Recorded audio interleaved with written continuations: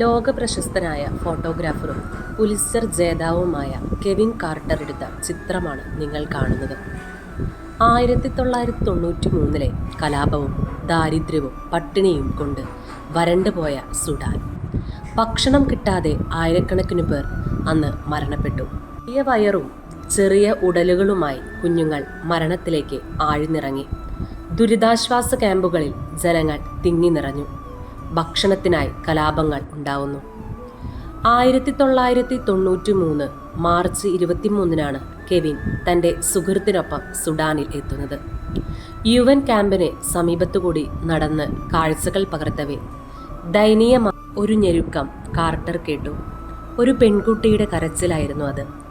പൊള്ളുന്ന വെയിലിൽ ശിരസ് മണ്ണിലേക്ക് താഴ്ത്തി അഭയാർത്ഥി ക്യാമ്പിലേക്ക് ഇഴഞ്ഞു നീങ്ങുകയായിരുന്നു അവൾ.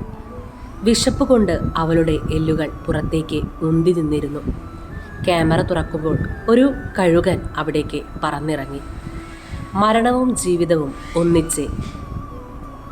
വിശപ്പായിരുന്നു ഇരുവർക്കും. ഈ ചിത്രം പട്ടിണിയുടെ കൊടിയ യാഥാർത്ഥ്യമായിരുന്നു.